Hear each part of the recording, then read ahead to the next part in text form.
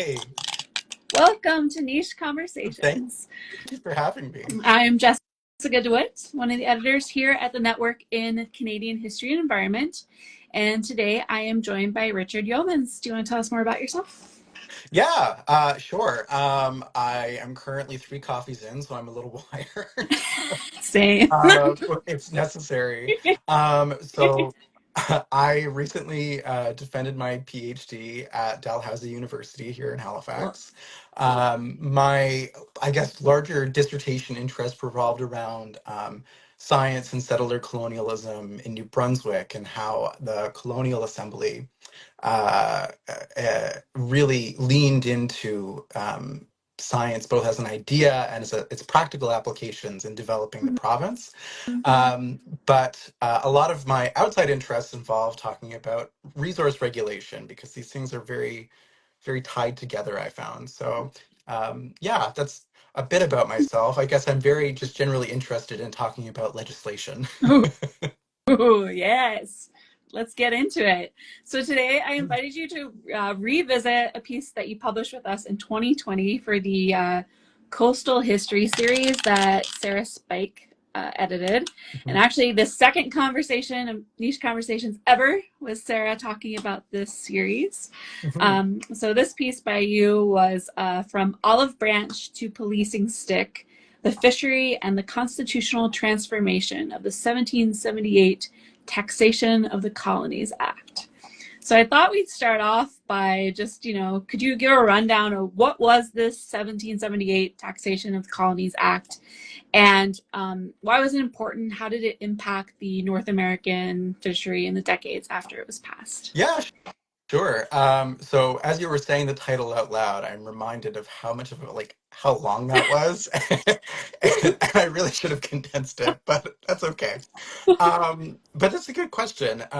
So the 1778 Taxation of the Colonies Act was, as I describe it, as an olive branch from the British Parliament to the then rebellious 13 American colonies. Mm-hmm. It was passed in March of 1778 and very much was I think it could be described as there was this hope that this could kind of take the fire out of what was becoming the American Revolution. Mm-hmm. The British Parliament saw it as being very much in response to issues around taxation, whether or not a foreign parliament could impose taxes and duties.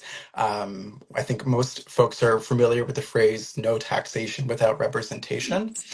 And so they passed this act essentially saying we will no longer impose duties upon our colonies in foreign parts. They, I think we're about 10 years too late because these were things that American colonists were saying in the 1760s. Mm-hmm. Jonathan Dickens' Letters of a Farmer. Of course, then by 1775, you have Paine's Common Sense. So this was rhetoric that was already, I think, to borrow the phrase, common sense to most people. Yeah. If I do not have a voice, why why are you allowed to impose this on me?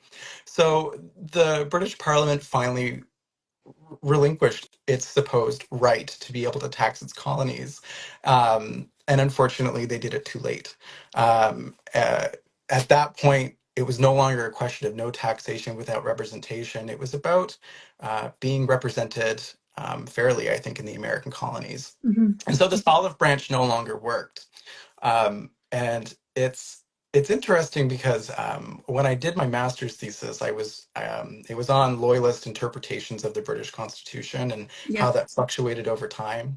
And so myself and my supervisor Elizabeth Mankey, when I started my PhD, she was really interested in what she called the age of constitutionalism, and Mm-hmm. how European governing systems operate within North American colonial space. Yeah. So she wrote an article called The Age of Constitutionalism. And of course, while she was doing the research, she came across references to something called the Declaratory Act of 1778. And she wasn't sure what it was. At the time, I had no idea what it was.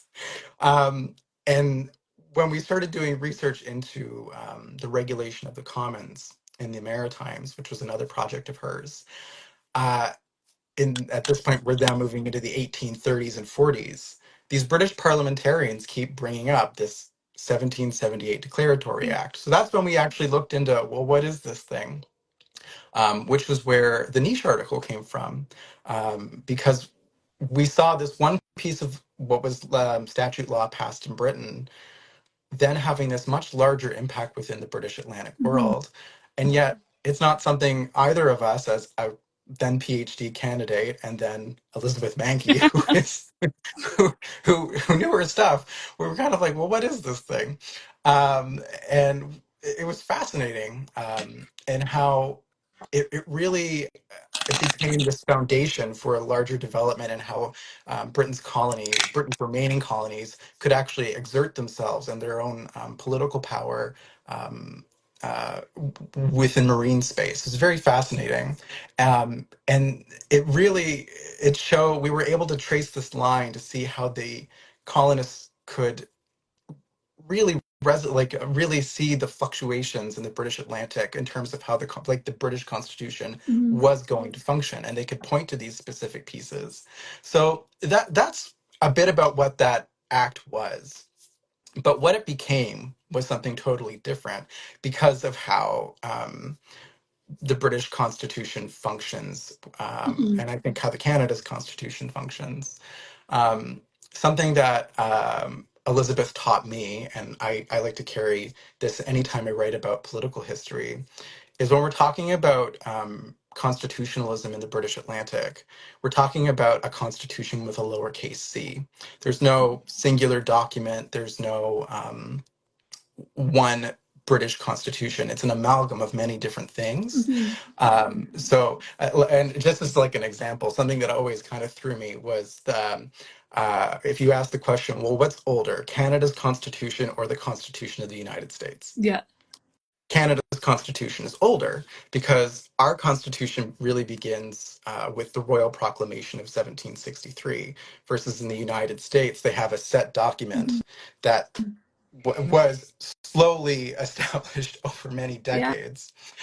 And so in the British Atlantic, and in the maritime provinces in particular, when they started to think about their fishery and who had rights to access it, they had to start pointing to things like the 1778 Taxation of the Colonies Act.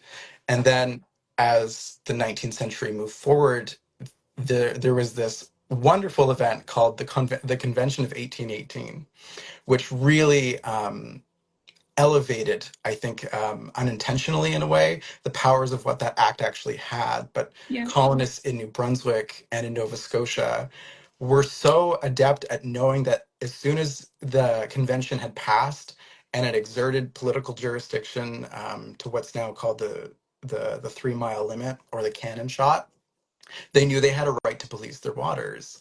And it's very fascinating to me because when I grew up in I grew up in New Brunswick, and I Mm-hmm. think when I thought of New Brunswick history, when I was taught it, it was often, this is a very deferential place. This is a very conservative backwater, I think, Yeah. is one of the choice words, phrasings that I've read before. People always think of like Frank Underhill's book in the 1960s, where he says, "As for Atlantic Canada, nothing interesting happens out there." So, Yeah. but that's that's the Yeah. assessment. And then as I was doing research for the essay that I wrote for Niche, it wasn't the case. Yeah. Um, they were so adamant about stopping these incursions into what they considered their territorial waters, to the point where, like, it's not in this article, unfortunately, but I found a case early in the legislative record where there were mariners in Charlotte County, New Brunswick, that thought they could strap a cannon to a dory in order to keep Americans away. Wouldn't have worked very well, but Yeah. they were pretty adamant about their rights and their rights as British subjects and how they could Mm-hmm. articulate that. And how it evolved is just like, that's why I always found political and constitutional history to be as much a social history as anything else. Awesome. Oh, that was all exceptionally fascinating. And I can tell that you're like really into the topic, and that's Mm, amazing. I know, I'm weird like that. I just love it. Um, yeah, this is just all like I love thinking of this and like I'm an American, right? So and I didn't study this era in doing my PhD, my grad studies. Like this isn't my so everything I know about this era, I mainly got from, you know, high school, maybe college. So like we learned nothing about like what was going on in like, you know, Yeah, I there's learned no nothing north. Canadian history. So I find all of this really interesting and like it's very all very new to me, right? So I appreciate it. And um I was thinking, you know, like when we're talking about more contemporary, like North Atlantic fishery history, I think people and a lot of the things that I see, it's associating it with, you know, overfishing, collapse, and I found it interesting that, you know, this was really like even as early on as this, people were worried about overfishing. So I wonder if you could talk about, you know, like what did the role of the prevention of overfishing play in the policing of these British North American waters? Sure. So it really this is a non-answer in a way, but it developed very much over time, Mhm. because I think the concept of overfishing had to grow in a way for a lot of these colonists. Mhm. A lot of the research and scholarship that's on resource extraction within the 18th and especially in the 19th century is about extractivism, Yeah.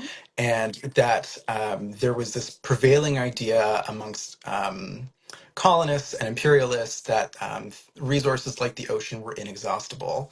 That was a theme that appears a lot in things like correspondence from the Secretary of State for War and the Colonies, those ministers for fisheries, even British and American diplomats. They would see the resources that they could extract from the ocean as being this infinite thing. Yeah.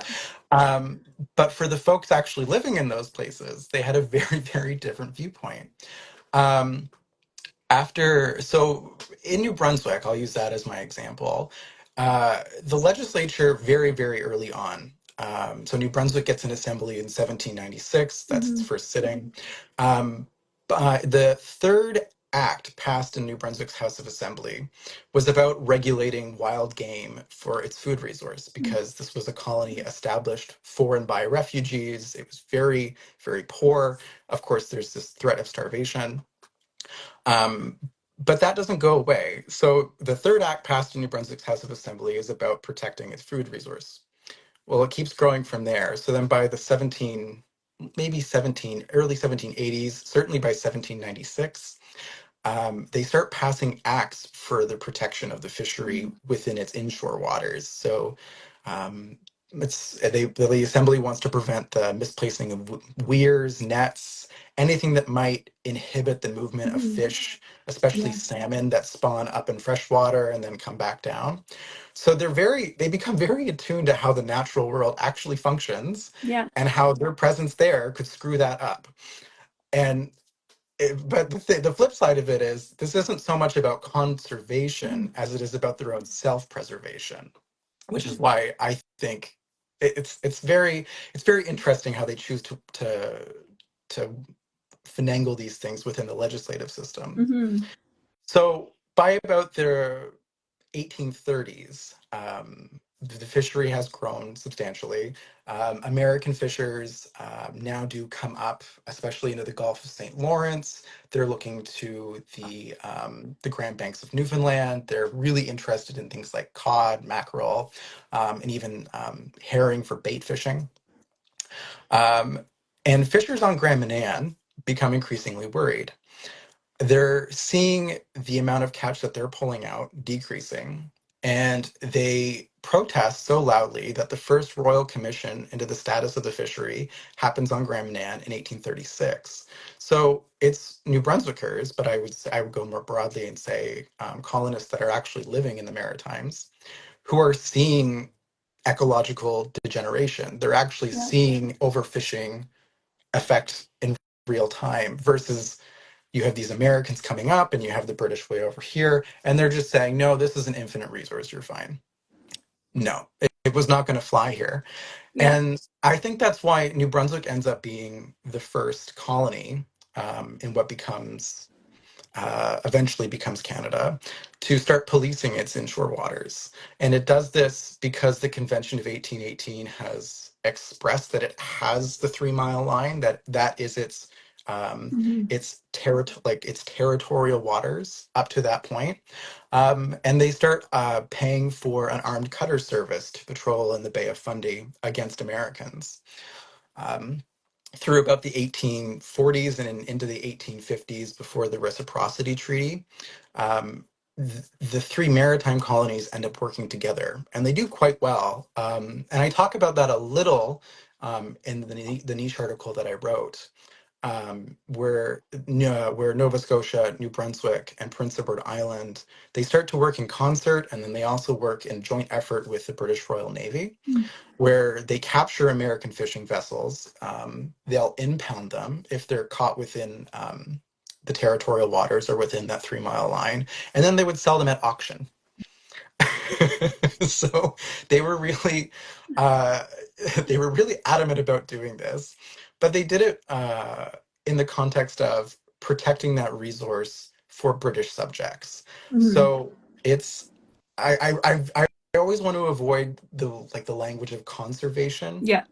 because that's something that arises out of the late 19th century. It's something that very wealthy white elites in, I think, especially New England, start to think about. Mhm. We always think of Teddy Roosevelt as the example of Yes. creating the national parks. Well, yeah, and you especially would know this.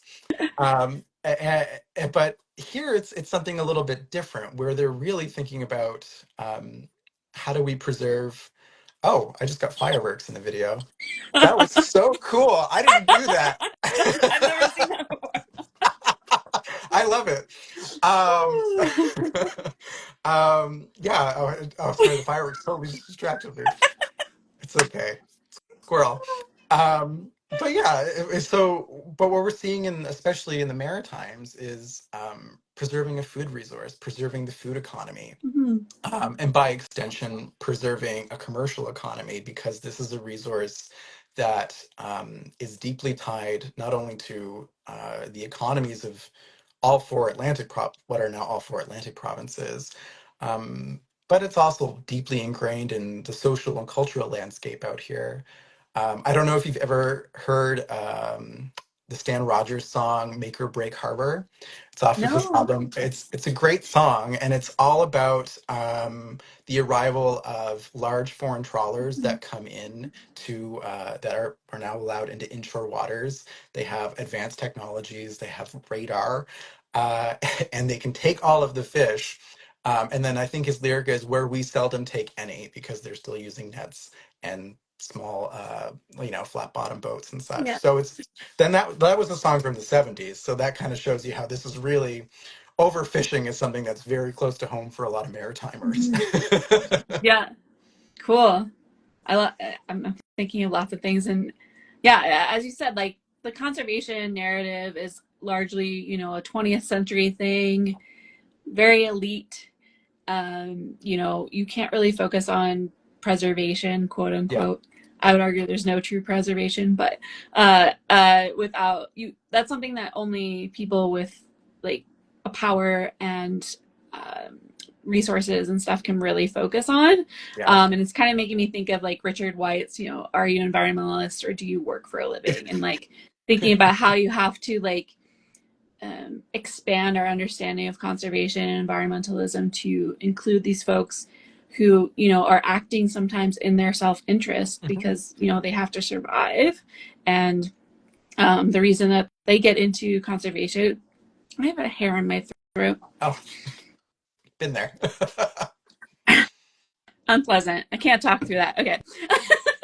Okay. The reason that they get into it is because they need to survive. So Yeah. my train of thought was cut off there, but you At get least my gist. it wasn't fireworks, right? Yes. Your interruption was a bit more cool. I and I still have no idea how that happened, but I loved every second of it. So I'm glad that we got to experience this together. Yeah. Um, yeah. So when I was reading your piece, one of the things that really stuck out to me was that like this is a really cool example of border history, border studies, and I thought we could finish off just talking about, do you think of, when we're looking at water borders instead of land borders, how does that enrich or complicate our understanding of border history and studies? Yeah.